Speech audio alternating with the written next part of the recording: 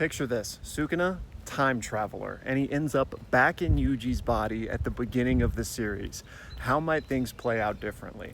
Let's talk about it on today's Juju Stroll, but spoilers beware. And first of all, shout out to Lucas for inspiring this video today. And in particular, the way Lucas phrased it was that Sukuna trips and stumbles on his reincarnation cycle and just somehow ends up in Yuji on day one. So I'm phrasing it as time travel because I think that makes a bit more sense for the premise here, because we're going to assume that the original events did play out and Sukuna remembers them and he just kind of gets to Groundhog Day, go back to the beginning, right? So I do think things would play out differently. And one thing Lucas said was, do I think that Sukuna would now use his perfect information, having lived the events before, to just take advantage of everyone and make things go his way far easier? And honestly, I don't think so. Because if that is what would happen, then that would completely erase his characterization at the end of JJK, right? Where Yuji did successfully teach him about love, right? Compassion and empathy. And even though he didn't, grasp that in the moment, he instead just decided to die. In that scene with Mahito at the end, he says, you know what? If I get another chance, maybe I'll do something different next time. He went north, right? So should he get to start over, I do think he would try to be different. However, in this case, it's not as if he just reincarnated, in a new body, in a new life in the future. He's very specifically within Yuji in the same frame of events, right? So because of that, he's still imprisoned in Yuji. And that's not really a life that I don't think anyone wants to live. Plus, Sukuna, even if he wants to make a change, that's not just going to happen overnight. So I don't think he's just going to be content to be like a forever passenger living life through Yuji's eyes. I think he would still want to get out and live his own life, but maybe just do things differently. Like maybe he wouldn't be out there just trying to kill everybody, and instead would just be trying to see what else life has to offer. So I think that could take two shapes, right? The first is that Sukuna tells Yuji everything and just tries to convince him hey, I am different. I want to try a different life, but I need my own body. And then the story could be about the two of them trying to hopefully do that. And maybe there could be something cool with cursed corpses, and maybe they could try to make a new vessel for Sukuna out of maybe only a couple of his fingers, so we still don't have 20 finger Sukuna running out there. Or it could be that, he takes matters into his own hands. He still tries to make the Enchained Binding Vow and switch to another body at his first choice, but then afterwards it's not to kill everyone and get revenge, it's just to go and live his life. So that would be my guess for what would happen. But maybe he would just use the perfect foresight to just take advantage of Yuji, Megami, and Gojo as soon as possible and just accomplish killing everybody way quicker. Next up, while we're talking about these pseudo sequel kind of ideas, I got this comment from Ace, which talks about my idea for a JJK sequel that's centered around a main character that has the 6 eyes but no curse technique.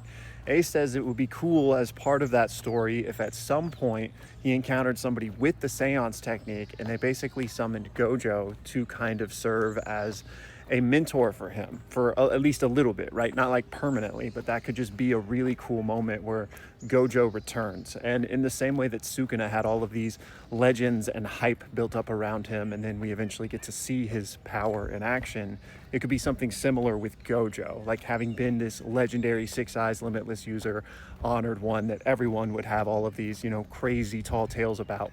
This cool moment where he re-enters the story for a bit and got to mentor this next 6 eyes user. So yeah, I love that. I think it would be really cool. And there's a lot of fun things you could do to play with that moment. What if when Gojo came back, he doesn't have the 6 eyes because this kid has it now. And so for the brief time that he's there, thanks to the seance technique, maybe you could do some cool characterization of him being oh, this is what it's like. I don't know. There's just fun things to play with there. So yeah, I'd love it. And then finally today, I've got some follow-up questions here from one of our previous Juju Strolls from Branwyn. And this one deals all about maximum output in JJK. So check out that video if you haven't. But Branwyn is basically sharing his thoughts that he largely agreed with what was said in that video, but he did have a couple of questions. First of all being that if maximum output is a limiter on the technique itself, then does that mean that limitless users would all have the same maximum output blue? And yes, like if that's true, then they would have to, right? Because if the limiting factor is the technique, then the limiting factor is the technique. So you wouldn't be able to go past that just because, you know, you're Gojo versus someone from the past, right? But I do think it's entirely possible, and to cite back to the analogy from that video, that the limit could be on the system, meaning like each sorcerer could have a unique output to them just based on their genetics or whatever the case may be, right? So Gojo's maximum output blue could be much more powerful than a sorcerer's maximum output in the past. But in either case, I just don't think it's based on your cursed energy reserves, which is something we talked about in the previous video. Then on top of that, Bramwin asks a few questions about the six eyes, saying, do I think that those help you in terms of maximum output, and also how they would compare in regards to maximum output to Sukuna's extra arms and mouth? And this is interesting. So personally, I don't think the six eyes really help you when it comes to maximum output, because again, I think that limit is set either on the system or the technique itself. And so yes, the six eyes help you be more efficient, but they're not really doing anything in terms of output.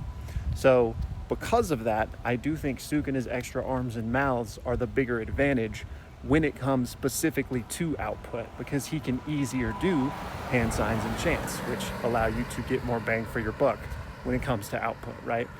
What the six eyes do, like, I'm trying to think of an analogy here, like that's just efficiency, right? So let's say, you know, you're filling up your gas at the gas station.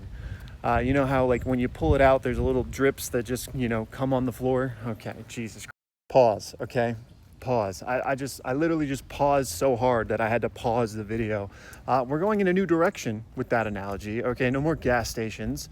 Let's instead think of like a Chipotle burrito, okay? Or like a really messy sandwich, you know, one where you take a bite and toppings are spilling out everywhere, all over your shirt, all over the floor, you know what I mean?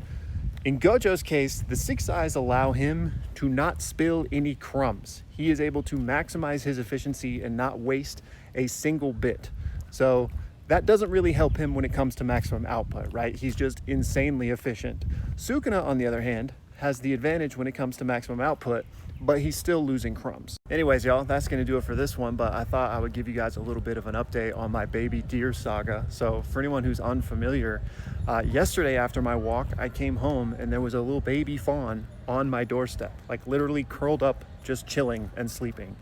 And he stayed there all day, like 10 to 12 hours almost. He was just chilling there. Then he eventually did leave, and I saw him scurry off into the forest. But then this morning, when I went on my walk just now, he's back. Now, he's not on my doorstep this time, but he's like 5 feet away from it, like chilling in some tall grass. I posted a picture of it on my stories for anybody that wants to see. So I'll keep you guys updated, but he's still doing good for now.